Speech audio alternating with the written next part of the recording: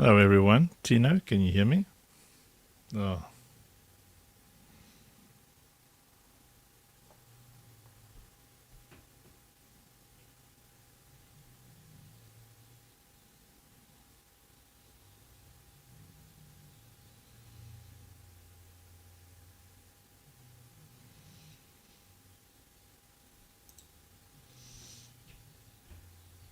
hello. Can you hear me? Is the signal fine?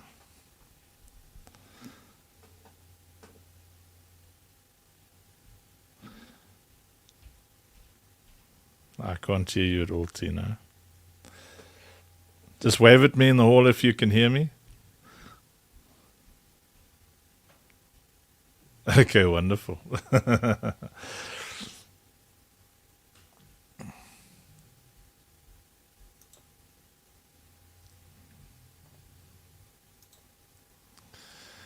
Well, welcome everybody. I won't hear you, so we won't be able to be very interactive today. Um, but I'd like to thank everybody. I caught a little bit of what I think it was Pastor Queenie was chatting about on. Pastor Bongani was live, but there was like no audio for a while there, so couldn't quite figure it out. But it looked like you guys were having fun. Wave at me if there was some good wisdom flowing today. Sorry, Tina, I can't read that. Send me a SMS or a WhatsApp. Um, just wave at me if you can hear me fine. I'm not sure what Tina was trying to show me there.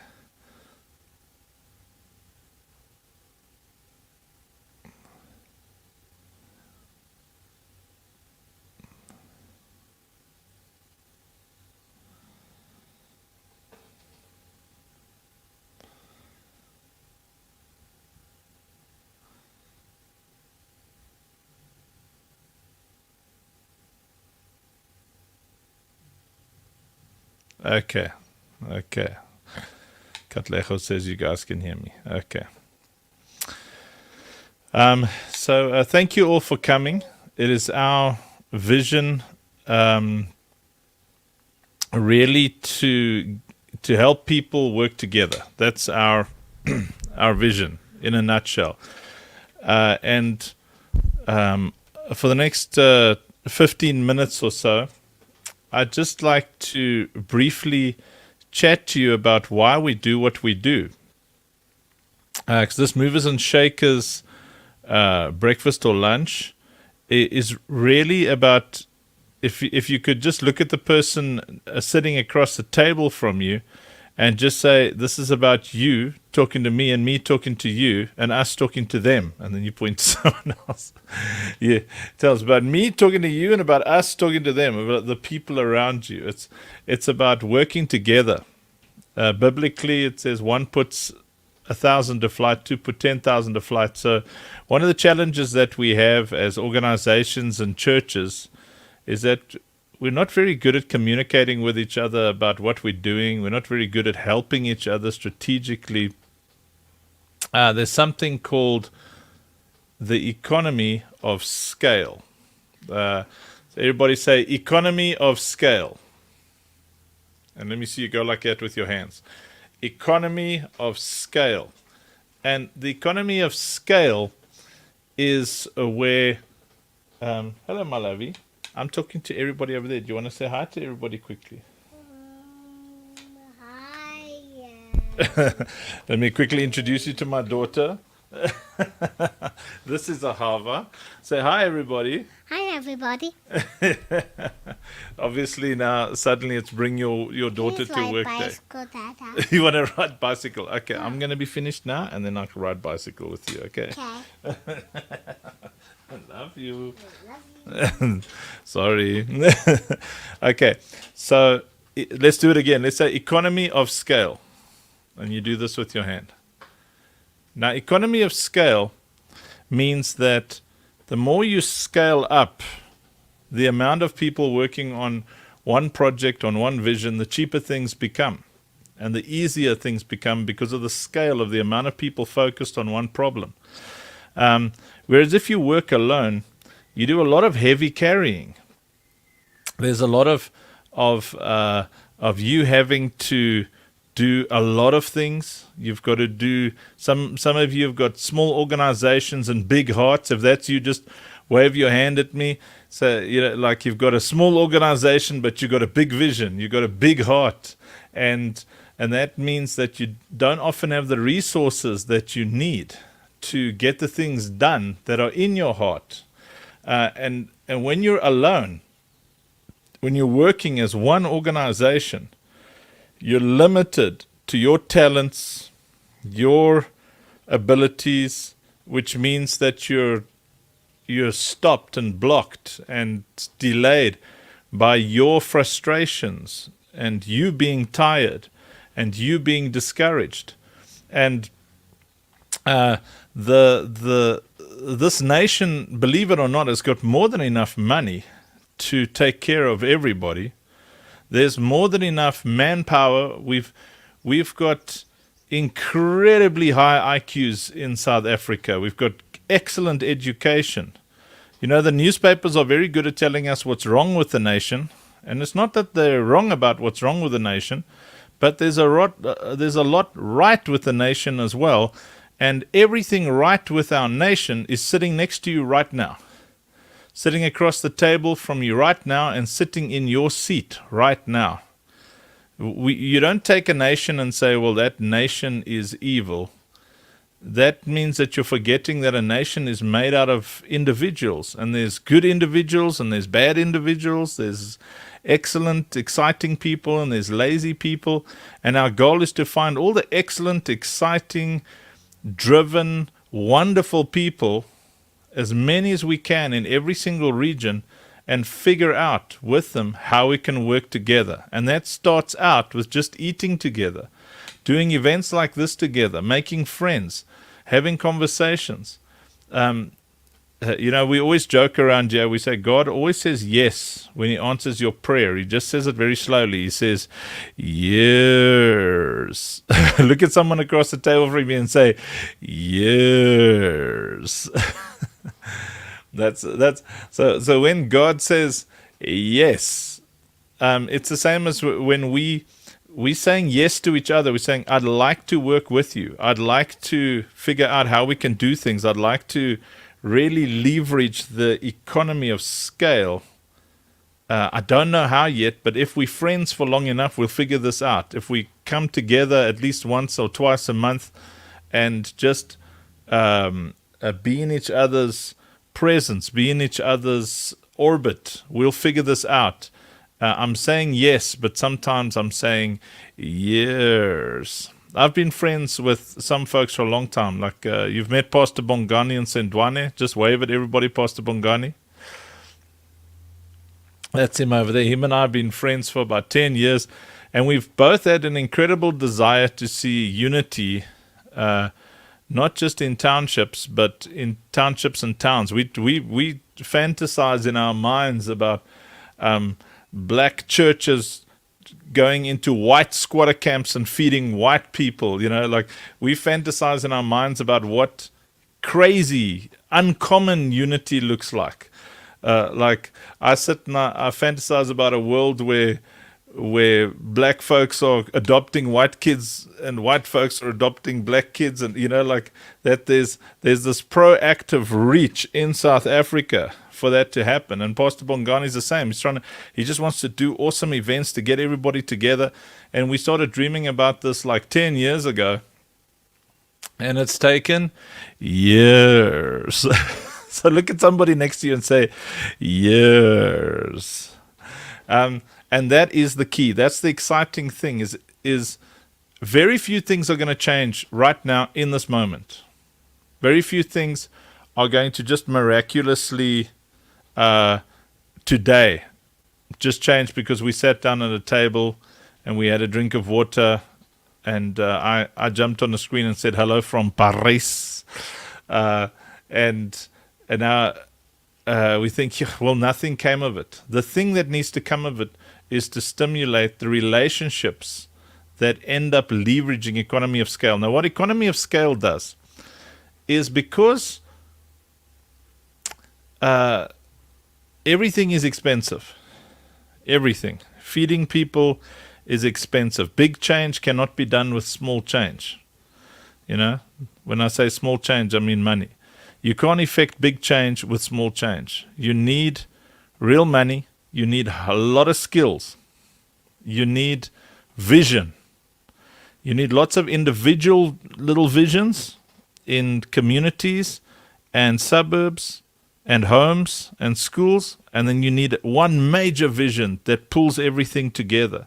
You need people who know where their place is in the big puzzle, to all work together, regardless of where their stance is politically or ideologically, regardless of what their home language, cultural background, or skin color is. You need people who have got one goal. And I don't know about you guys and gals, but my passion is that there is no lack in South Africa anymore. Not a single child going hungry.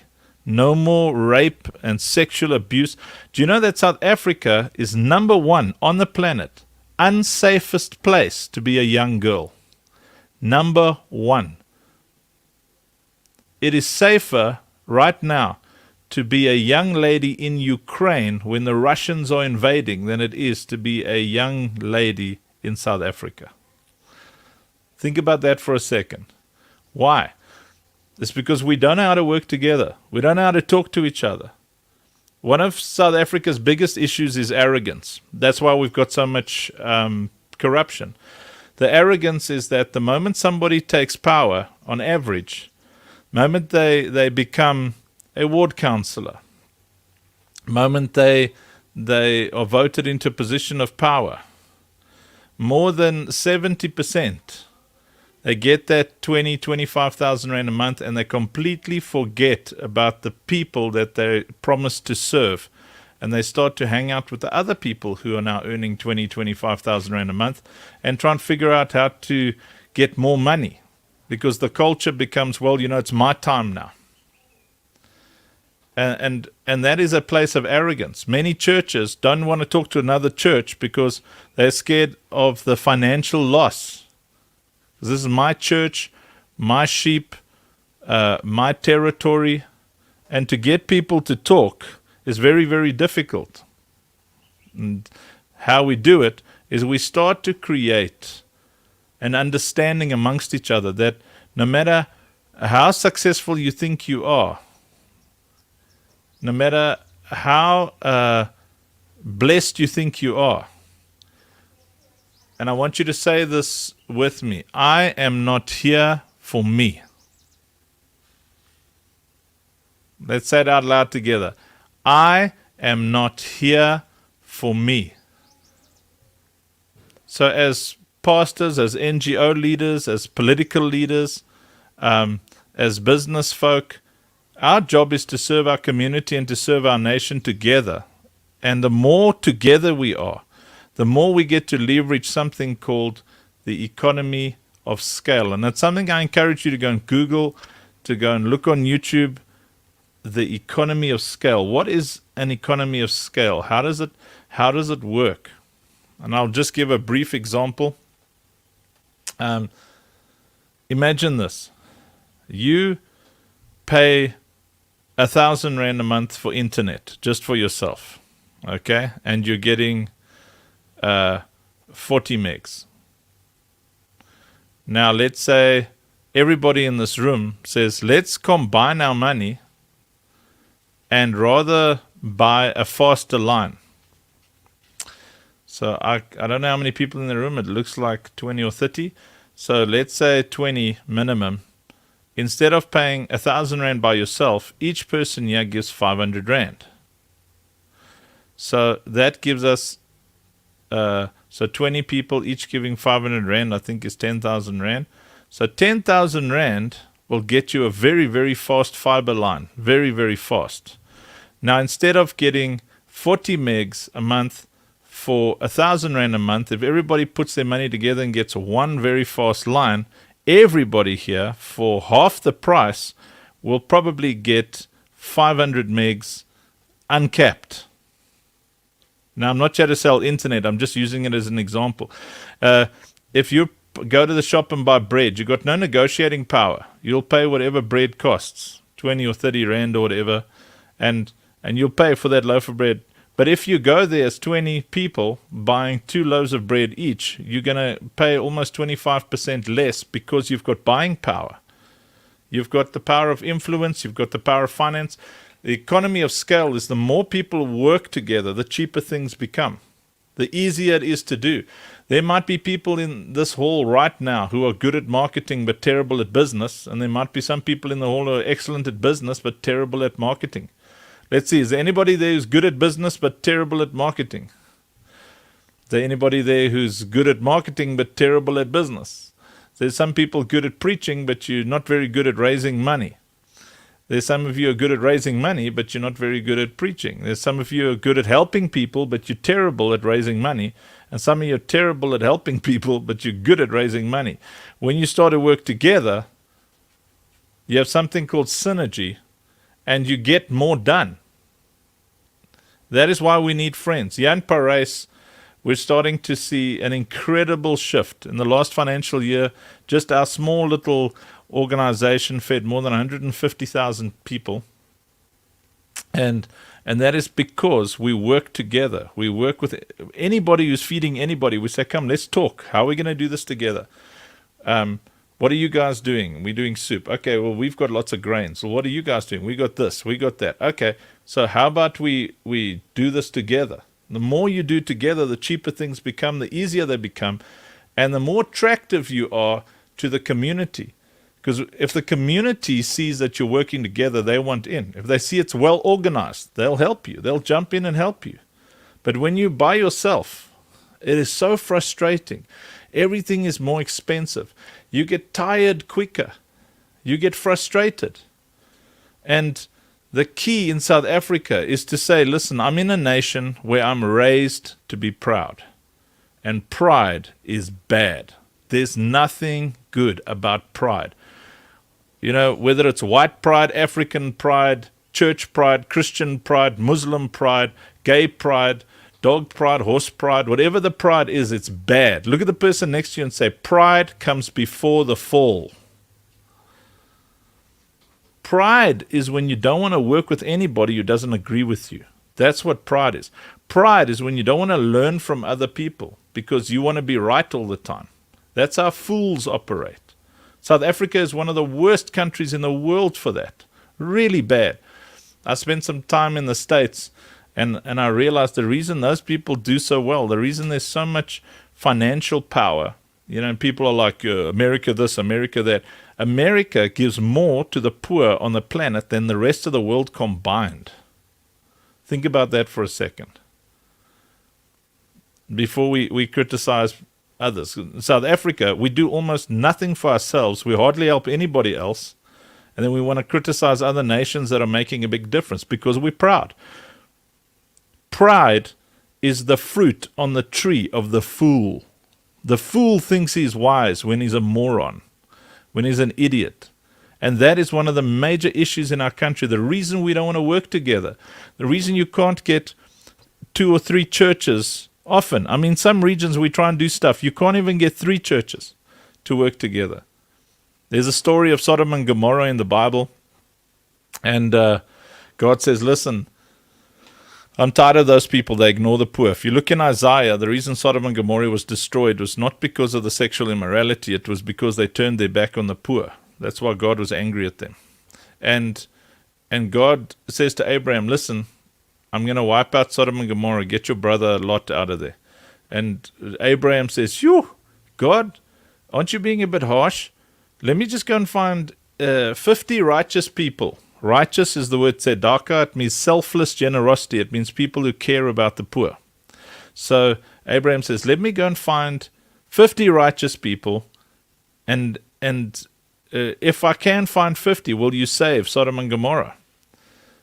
So God says, if you can find 50, I'll definitely save Sodom and Gomorrah. I'll save Benoni and the surrounding areas. And then Abraham thinks about it and he realizes he's not going to find 50 people to work together, 50 leaders, 50 righteous people. So he says, how about 40? God says, dude, if you can find 40, I'll save Sodom and Gomorrah. And then Abraham starts to think about the situation a bit more and he's like, hey, how about 30? God, if you can find 30. Abraham thinks a bit more and he says, listen, while we're negotiating, if I can find 20 people who will work together to take care of the poor and do what's right, stand up for justice, stop tolerating corruption. And God's like, if you can find 20, I will save Sodom and Gomorrah.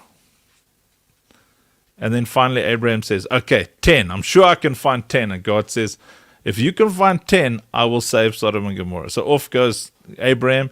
He couldn't find 10. So God wiped out Sodom and Gomorrah.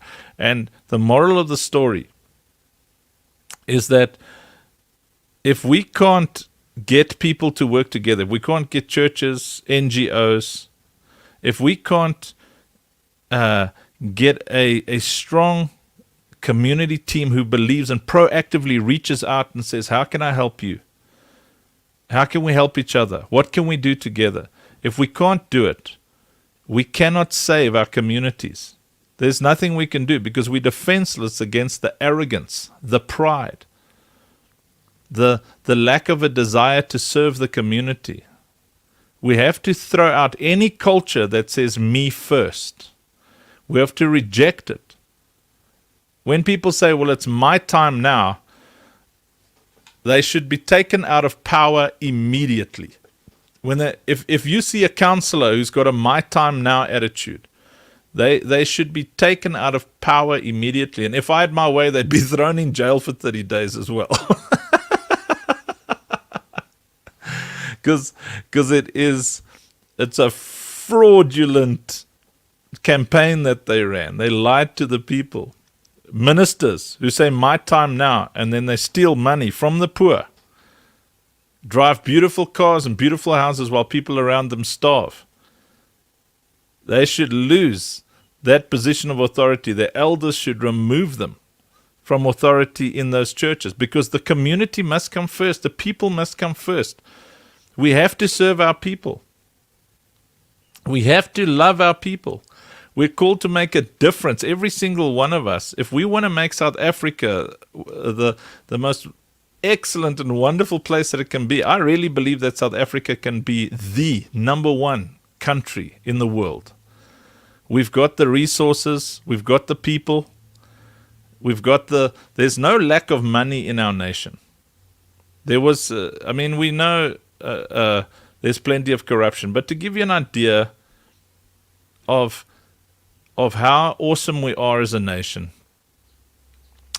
the amount of corruption in the past, not even the past 30 years or so, there was plenty of corruption during apartheid as well, but let's just talk about the past 10 years. The amount of money that was stolen in the past 10 to 15 years is enough to build an RDP house for every single homeless South African, every single person in the shack from the corruption. But still, even with that massive corruption, our GDP still increases. We still have new jobs being created. We're still cranking out doctors and nurses and business people. We still have new buildings going up, new skyscrapers going up. There's so much finance and so many excellent thinkers in South Africa that even with terrible corruption, our nation is still moving forward. Houses are still being built. Estates are still being built. We're the most dangerous place in the world to be a young woman. But still, our tourism industry is growing. Because this is a great nation. We're great people. We literally are without excuse. Our only issue, which leads to every single other issue, is that we don't know how to work together. We've got a pride problem. And if around the table today, as you guys have lunch, you can just discuss, how do we fix our pride problem in our community? How do we fix this pride problem within ourselves, where we are not proactively looking to help each other and to receive help from each other. How can we fix this problem? How can we make it so that 20 of us who have got organizations work as a team, 30 of us, 40 of us, 50 of us? How can we change so that 100 of us with organizations and churches start to work together? How can we change it? Because it's not that we lack resources. The resources are sitting around you. There's some people sitting here. Let's take someone like Pastor Queenie. Right? So my wife Mandy and my sister Kathy, they all speak very highly of her. They've met her. I haven't met you yet. I'm sorry. I regret to say. I look forward to meeting you one day. They all speak very highly of her. Now, movers and shakers like that are probably, if you had to put them in a secular industry where they were earning a salary, they'd probably get upwards of 50,000 Rand a month, 80,000 Rand a month. Instead, they decide to work in the community. And you're sitting with an asset there that if you wanted to start an organization of your own, you wouldn't be able to afford her, but she's sitting at a table with you. And there's many people like that there. There's many people sitting with you that if you wanted to start an organization, you'd never be able to afford them. But their heart is already in your community. They'll work with you. Are you getting what I'm saying? Economy of scale makes everything easier and cheaper. And all we have to do is figure out how can we get rid of pride in our communities? How can we get rid of pride within ourselves to say, I want to learn from you. I want to work with you. I want to serve you in wiping out poverty in our community, getting our girls safe. You know, by working with people, and this is the final thing I'm going to share. Thank you so much for this opportunity, everybody. In working with people, you know, our vision here in Parys is to feed and take care of 14,000 children every single day. And we've got a project that we run called Operation Safe Place, where every weekend, every school holiday, we go and fetch every single little girl that's at risk. And we come bring them to Overcomers, because the time when rape and sexual abuse is the highest is over weekends and school holidays. And we go fetch them all, bring them all here. We do incredible things. We have programs where every single young lady in our entire region who needs sanitary stuff can get it. We in our hospitals, there are maternity packs for any new mom who needs maternity packs, because the community works together. And I think about 10% of our communities may be working together, and we're increasing that every day. And if you can have the vision to do it there where you are, if you can get excited, realizing that everybody around you is the answer to your prayer. God's answer is always people. If he wanted earth taken care of, he sent Adam and Eve. He wanted to save the animals from the flood, he sent Noah. He wanted to reestablish his people, he sent Moses. Every time he wanted to save his people, he raised up people. Jesus even came to earth as a man. God's plan has always been man. Jesus didn't send out angels, he sent out disciples. The plan is always man, and if man learns to work together, if we learn to work together, we will see the fruition of God's plan. That's how his kingdom expands. By realizing, and I want you to say this to the person across the table and to your left and to your right, say, you are God's plan. Say, you are the strategy. We are the strategy. Amen? So I encourage you today, as you eat, discuss. You can talk about many things, but I encourage you today is discuss how do we deal with this pride issue? How do we fix what is broken within our communities? Just look how many people are in this hall. You are all movers and shakers. You are all community builders. In this hall right now, just in one little community, in one region, every single person sitting there wants to see lack wiped out, wants to see running water, power, flushing toilets in the schools, clothing, our little girls safe. Every single person in that hall has got a heart to do good, Imagine if we figure out how to work together. Amen. Thank you so much for this opportunity. I really pray that the heavens would open for you with resources, that you'd have the money and the manpower to do what is in your heart, because I know all of you sitting there are incredible and wonderful.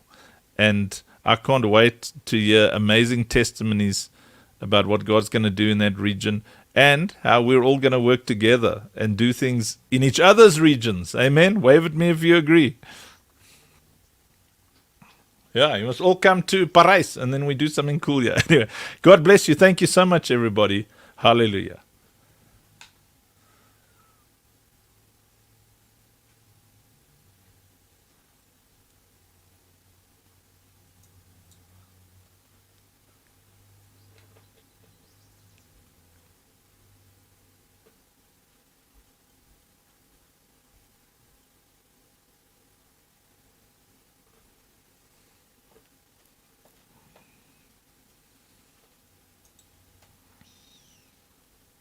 Okay, cool. Thank you, everybody who's been watching live. God bless you. Hope you enjoyed my little speech. Bye.